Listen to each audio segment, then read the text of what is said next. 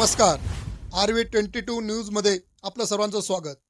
खरीप हंगामातील नवीन कांद्याची आवक वाढल्यानंतर वेगाने भाव घसरण होत आहे। नोव्हेंबर पर्यंत तेजीत असणाऱ्या कांद्याच्या दरामध्ये खरीप हंगामातील भाव कमी झाला आहे। कांद्याच्या निर्यातीवर लावण्यात आलेले 20% निर्यात शुल्क पूर्णतः रद्द केल्याशिवाय कांद्याच्या दरात उठाव मिळणार नसल्याचे कांदा उत्पादक व व्यापाऱ्यांचे म्हणणे आहे। राज्यात नाशिक जिल्ह्यात कांदा उत्पादक शेतकऱ्यांची संख्या मोठी आहे। या शेतकऱ्यांकडून परदेशात मोठ्या प्रमाणात कांदा निर्यात केली जाते। उन्हाळा कांदा संपला असून नवीन लाल कांदा मोठ्या प्रमाणात बाजारात विक्रीसाठी आला आहे। शेतकऱ्यांनी नैसर्गिक संकटाशी लढत कांद्याचे उत्पादन घेतले आहे। यावेळी अवकाळी पाऊस व बदलत्या हवामानानुसार त्यांच्या कांद्याने मोठ्या प्रमाणात नुकसान झाले आहे। उर्वरित चांगल्या कांद्यास खर्चावर आधारित चांगला भाव मिळणे गरजेचे असताना बाजारभाव दिवसेंदिवस घसरण होत आहे। अवकाळी पाऊस तर कधी निसर्गाचा लहरीपणा यात तो पहिलाच भरडला गेल्याने शेतकरी हातात झाल्याने उदरनिर्वाह कसा करायचा याचं दुःख तो नेहमीच उराशी बाळगून असतो। आता पुन्हा भाजप सरकार सत्तेत आले। निवडणुकीच्या तोंडावर शेतकऱ्यांसाठी मोठमोठ्या घोषणा करून आश्वासनांचा पाऊस पाडला। त्यामुळे शेतकऱ्यांना अशा पल्लवीत झाल्या होत्या। परंतु सत्ता स्थापन होताच सरकारने पुन्हा एकदा कांद्यावर 20% निर्यात शुल्क लावून शेतकऱ्यांना घाला घातला। शेतकरी वर्गाला फसवलं अशा प्रतिक्रिया शेतकऱ्यांमधून बोलल्या जात आहे। 20% निर्यात शुल्क वाढल्याने कांद्याचे भाव अचानक कोसळल्यामुळे संतप्त झालेला कांदा उत्पादक शेतकरी सरकारच्या या ध्येय धोरणावरती प्रचंड रोष व्यक्त करीत आहे। कांद्याचे दर प्रति क्विंटल सरासरी 1,500 ते 2,000 रुपयांनी घसरले आहे। त्यामुळे शेतकरी आर्थिक अडचणीत सापडला आहे। शेतकऱ्यांच्या अडचणी लक्षात घेऊन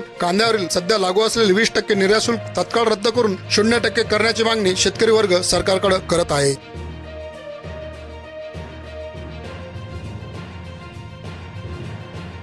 आज जर बघितलं तर प्रचंड नाशिक जिल्ह्यामध्ये कांदा उत्पादक शेतकरी आहे आणि आता सध्या निर्यात शुल्क सरकारने वाढवल्यामुळे मार्केट बाजारभावावरती मोठा परिणाम या ठिकाणी दिसून आलेला आहे। शेतकऱ्यांमध्ये नाराजी आहे। आपण व्यापारी दृष्टिकोनातून या गोष्टीकडे कसं बघणार? बघा, खऱ्या अर्थाने मागच्या वीकचा बाजार आणि आत्ताचा बाजारभाव जर पाहिला तर कंप्लीट या बाजारामध्ये 1,500 रुपयाची मोठी घसरण या ठिकाणी आपल्याला पाहायला भेटते। मागच्या वीकमध्ये साधारणतः 3,000 ते 4,000 बाजार होते। हे बाजार आता 1,500 ते 2,000 वर येऊन ठोपले आहे। 1,500 ते 2,000 वर येऊन ठेपले आहेत।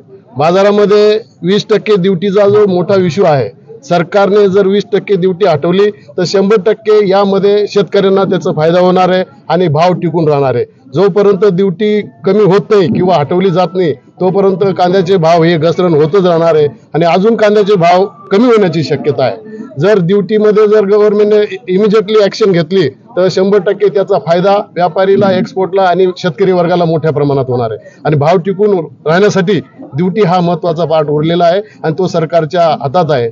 सरकारने याचा निर्णय लवकरात लवकर घ्यावा अशी आमच्या व्यापारी बांधवांची, शेतकऱ्यांची, तमाम जनतेची आशा आहे। आपण नेहमीच बघतो आहोत की कुठेतरी 2 पैसे शेतकऱ्यांना भेटायला लागतात आणि सरकार अशा भूमिकेमध्ये येतं। या सरकारबद्दल काय सांगा? सरकारबद्दल तर मी एकच म्हणेल, ज्यावेळेस बाजार भाव वाढतात त्यावेळेस निर्यात बंदी अशा प्रकारचे किंवा ड्युटी या प्रकारच्या ज्या निर्यात लागली जाते त्याच्यासाठी निर्यात शुल्क लावले जाते।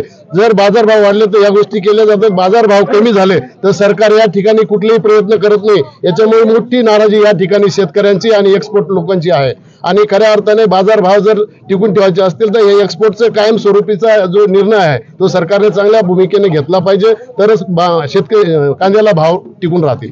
असं जर बघायला गेलं तर शेतकऱ्यांना नक्कीच याचा मोठा फटका या ठिकाणी बसताना आपण बघत आहोत। 100% आहे। परंतु शेतकऱ्यांच्या मदतीनुसारच पुढे जर बघायला गेलं तर व्यापारीला पण काही याचा फटका असतो का? याच्याबद्दल काय सांगा? हे बघा, जसे उतार भाव होतात, ज्या ठिकाणी 4,000 चे भाव 2,000 झाले, 1,500 झाले, जेवढा फटका शेतकऱ्यांना बसतो त्याच्या काही मोठ्या प्रमाणात व्यापाऱ्यांना सुद्धा या ठिकाणी नुकसान सहन करावं लागतं। उतरत्या भावामध्ये शेतकरी, व्यापारी सर्व प्रकारचे घटक यामध्ये भरले जातात। खूप अतिवृष्टी झाली, त्यात कुठे कसे बसे शेतकऱ्याने ते कांदे पिकवले 1 एकर मध्ये 2-3 क्विंटल किंवा 4 क्विंटल, त्यात पण सरकारने निर्यात शुल्क लावून, आता नाफेड सारख्या योजना निर्यात शुल्क लावून फार शेतकऱ्याचं मरण करून टाकलेलं आहे।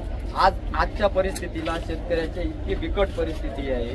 2,000 रुपयाला एक खाद्याची गोणी भेटते। एकरी कांदे लागवडचा खर्च 14,000 ते 15,000 रुपये, लागवडीची मजुरी फक्त। त्यात शेतकरी पूर्ण भरडला गेलेला आहे। शेतकऱ्याचा 1 एकरला कमीत कमी 70,000 ते 80,000 रुपयाचं नुकसान आहे आणि ते नुकसान निव्वळ फक्त सरकारने केलेलं आहे। फडणवीस साहेब इथे चांदोड येथे आले होते, शेतकऱ्यांना आश्वासनानंतर भरपूर इतके आश्वासनं दिले की शेतकऱ्याच्या कांद्याला भाव देऊ, शेतकऱ्याला वीज बिल मोफत, कर्जमाफी होईल, पण निव्वळ विलेक्शन आलं, मतं घेण्यापुरता शेतकऱ्याचा वापर केला जातो आणि एकदा का विलेक्शन झालं, त्यांना खुर्च्या भेटल्या तर त्यांचं पूर्णपणे शेतकऱ्याचा जीव घेतला जातो. एवढंच बोलायचं आहे. आपण जर बघितलं तर नुकत्याच विधानसभा पार पडल्या त्या वेळेस तांदूळमध्ये फडणवीस साहेब आले होते.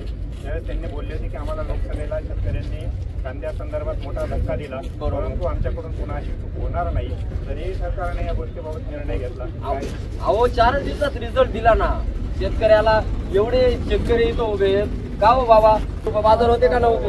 अहो त्यांना खुर्ची भेटली. आज 4था दिवस का 5वा दिवस का 8 दिवस झाले असतील, लगेच शेतकऱ्याच्या गळ्यावर तलवार चालवली, जागेवर शेतकरी संपवला. याच्यापेक्षा जास्त काय बोलायचं? माझं नाव दौलत दशरथ पवार.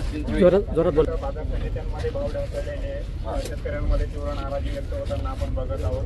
काय नक्की सांगाल या बाजारावर? फडणवीस साहेब आले चांदवडला मागे इलेक्शनच्या प्रचारानिमित्त कांद्याला अतिशय चांगल्या प्रकारचा भाव देऊ म्हणे आणि आता लगेच भाव 1500 रुपये झाला आणि आम्हाला शेतकऱ्याची फार फसवणूक झाली.